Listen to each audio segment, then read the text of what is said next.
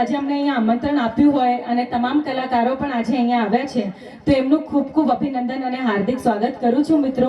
અને જે આપણે ગૌ સેવાના કાર્ય માટે આજે અહીંયા ભેગા થયા છીએ તો એક હિન્દી ખબર પડે છે ને? હિન્દી, હા, કારણ કે મારું આજુબાજુમાં ગામડાઓ તો ઘણા બધા છે પણ અમને તો ઝરખવાડા જ ગમે છે. આજે વિશ્વનું પ્રથમ અભિષેક ગૌ મંદિર એના માટે અને સાથે સાથે ઇનામી યોજના પણ રાખવામાં આવી છે. તો આ પ્રસંગે આવેલા આપ તમામ મહેમાનોનું, વડીલોનું, સ્નેહ વિશેષરીઓનું, મારી તમામ બહેનોનું, નાના નાના છોકરાઓનું, અત્રે ઉપસ્થિત તમામ મહાનુભાવોનું, સ્ટેજ ઉપર ઉપસ્થિત તમામ મહાનુભાવોનું, તમામ કલાકારોનું ખૂબ ખૂબ અભિનંદન અને હાર્દિક સ્વાગત છે. અને જેમના કારણે આજે આપણે બધા અહીંયા ભેગા થયા છીએ, જે આવો પુણ્યનું અને આવું સરસ કાર્ય કરવા જઈ રહ્યા છે એવા અમારા ધ્રુવ બાપુ માટે એક જોરદાર તાળીઓ થઈ જાય. અને એમના માટે મારે બે શબ્દો કહેવા હોય તો હું આટલું જ કહીશ કે તમે નથી હોતા જો આ મહેફિલમાં તો કાંઈ નથી હોતું.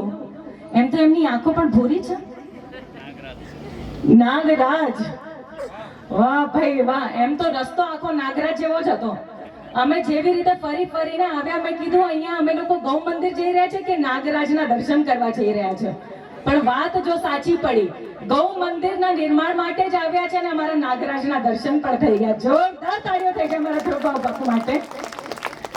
તો એમના માટે મારે બે શબ્દો કહેવા હોય તો હું આટલું જ કહીશ કે તમે નથી હોતા જો આ મહેફિલમાં તો કાંઈ નથી હોતું. છબી ન હોય પ્રિયજનની નયનોમાં તો કાંઈ નથી હોતું. મેં સંખ્યા સાંભળી છે કે સિતારા તો કરોડો છે, અરે ખસોડી લ્યો ચાંદ ત્યાંથી તો ગગનમાં કાંઈ નથી હોતું. એવા અમારા ચાંદ જેવા ધ્રુવ બાપુનું ખૂબ ખૂબ અહીંયા હું ધન્યવાદ કરવા માંગુ છું કે આવા શુભ પ્રસંગે અમને આમંત્રણ આપ્યું. પણ રસ્તો તો થોડોક અટપટો હતો તો અમે લોકોએ રસ્તામાં અમને ભાઈ લેવા આવ્યા હતા, પણ જ્યાં સુધી આવ્યા નહીં મેં કીધું કે ભાઈ કોઈને અમે લોકો પૂછીએ કે અમારે ત્યાં જવાનું છે. તો ત્યાં એક કાકા હતા તો હું ઉતરી નીચે, મેં કીધું કાકા મારે પેલું ગૌ મંદિરનું નિર્માણ થાય છે ને ત્યાં જવાનું છે. તો એ કાકા તો મને ઓળખી ગયા. હા, મને તો એમ કે એક આંખ એમની આમ બંધ હતી, મેં કીધું કદાચ દેખાતું નહીં હોય પ્રોપર, પણ એમની તો બંને આંખે ખુલી ગઈ અને મને ઓળખી ગયા અને કે અરે મમતા બેન મારી